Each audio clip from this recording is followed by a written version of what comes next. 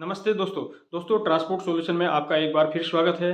दोस्तों, क्या आपको मालूम है कि अगर आप अपने वाहन को किसी ऐसे रूट या किसी ऐसे क्षेत्र या एरिया में ले जाना चाहते हैं जहां के लिए आपके पास कोई परमानेंट परमिट नहीं है, और या फिर आपका जो परमानेंट परमिट है वो अभी रिन्यूअल होने के लिए गया है और उसमें कुछ टाइम लगने की संभावना है, तो ऐसे में दोस्तों आप अपने वाहन को कैसे चला सकते हैं, आप क्या कर सकते हैं। तो दोस्तों, मैं यहाँ बताना चाहूँगा कि ऐसे में आप एक टेम्परेरी परमिट बनवा सकते हैं संबंधित अथॉरिटी से, और उस टेम्परेरी परमिट के आधार पर आप अपने वाहन को ऐसे रूट या ऐसे क्षेत्र एरिया में भी ले जा सकते हैं, चला सकते हैं जहाँ के लिए आपके पास कोई परमानेंट परमिट ना हो। तो दोस्तों, आज इस वीडियो में हम पूरा विस्तार से बात करेंगे और समझेंगे कि ये टेम्परेरी परमिट क्या होता है, ये कैसे जारी होता है, कितनी अवधि के लिए जारी होता है, क्या इसका नियम है। अंत तक इस वीडियो में मेरे साथ बने रहिए। दोस्तों, सबसे पहले बात करते हैं कि टेम्परेरी परमिट क्या होता है। दोस्तों, मोटर व्हीकल एक्ट 1988 के सेक्शन 87 में के अनुसार जो स्टेट ट्रांसपोर्ट अथॉरिटी होते हैं, एसटीए या रीजनल ट्रांसपोर्ट अथॉरिटी यानी आरटीए, यानी एसटीए और आरटीए कुछ विशेष परिस्थितियों में ये टेम्परेरी परमिट जारी कर सकते हैं। और दोस्तों, ये बिना किसी लंबी प्रक्रिया के तुरंत राहत देने के लिए होते हैं। इसमें बहुत ज़्यादा फॉर्मेलिटीज़ की आवश्यकता नहीं होती।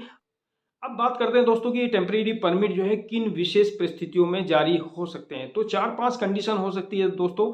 एक कंडीशन हो सकती है कि किसी मेले में या किसी त्योहार के लिए या किसी विशेष अवसर पर लगने वाले उत्सव वगैरह के लिए ये आपको टेम्परेरी परमिट जारी हो सकते हैं।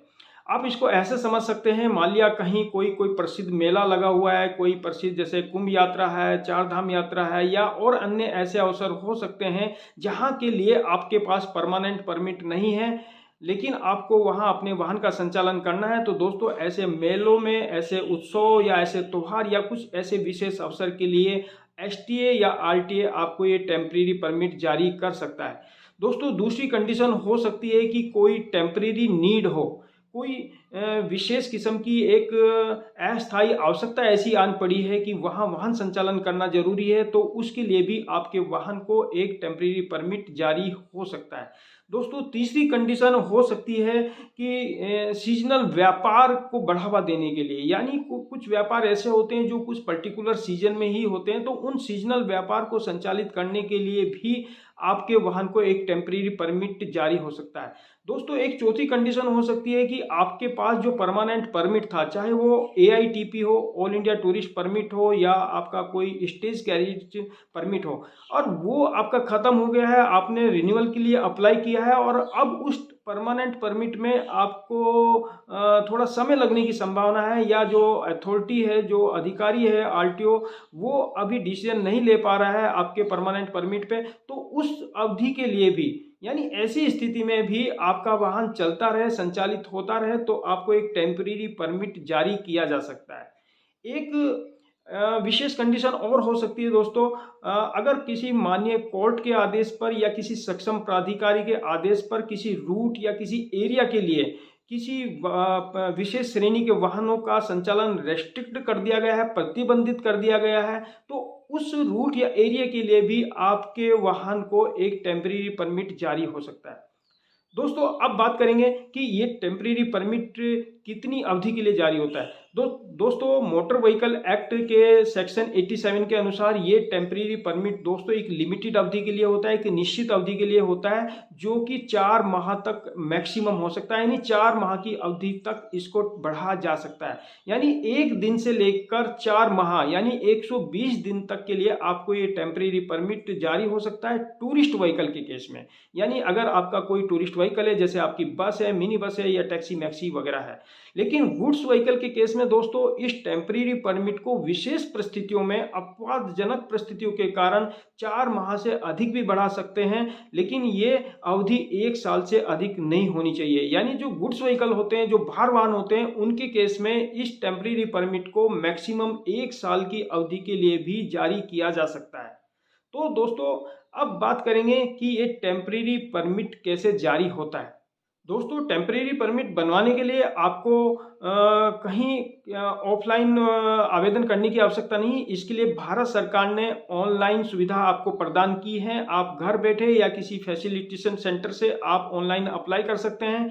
लिंक आपको नीचे डिस्क्रिप्शन में मिल जाएगा। आप वहां जाकर ऑनलाइन अप्लाई कर सकते हैं। उसमें जो डॉक्यूमेंट्स अपलोड करने हैं दोस्तों, उसमें आपके वाहन की आरसी होनी चाहिए, वाहन का वैलिड इंश्योरेंस होना चाहिए, वैलिड प्रदूषण जो पीयूसीसी होता है, पोल्यूशन अंडर कंट्रोल सर्टिफिकेट, वो होना चाहिए, और आप उस पर्टिकुलर राज्य का टैक्स भी आपके पास होना चाहिए, एक वैलिड ड्राइविंग लाइसेंस होना चाहिए, और एक आपका आईडी प्रूफ। तो ये सारे डॉक्यूमेंट्स आपको वहाँ पोर्टल पे जब आप आवेदन करेंगे तो आपको अपलोड करने होते हैं। और या इसकी एक फीस भी, निश्चित फीस भी होती है, लेकिन ये जो फीस का जो विषय है दोस्तों, ये राज्य सरकार पर सौंप दिया गया है। राज्य सरकार डिसाइड करती है कि क्या टेम्परेरी परमिट के लिए, कितनी अवधि के लिए क्या फीस होनी चाहिए। तो ये दोस्तों आप पोर्टल पर या संबंधित जो ARTO ऑफिस है या RTO ऑफिस है, वहाँ जाकर आप फीस वगैरह के बारे में पता कर सकते हैं। दोस्तों मैं अगर यहाँ उत्तराखंड की बात करूँ तो उत्तराखंड में जो हमारा उत्तराखंड मोटरयान अधिनियम 2011 है, उसके अनुसार जो फीस निर्धारित की गई है, पहले 3 दिन के लिए 360 रुपये, और 3 दिन से 1 सप्ताह यानी 7 दिन के लिए फिर 360 रुपये।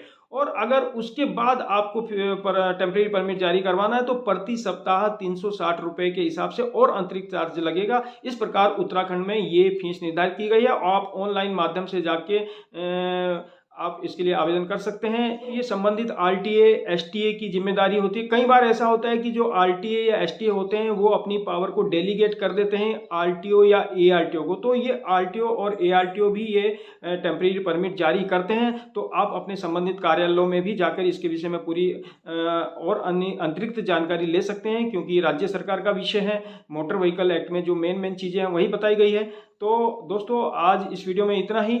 दोस्तों मुझे उम्मीद है कि टेम्परेरी परमिट से जुड़ी ये जानकारी आपके काम आएगी। अगर आपका इससे जुड़ा कोई सवाल है तो नीचे कमेंट करें।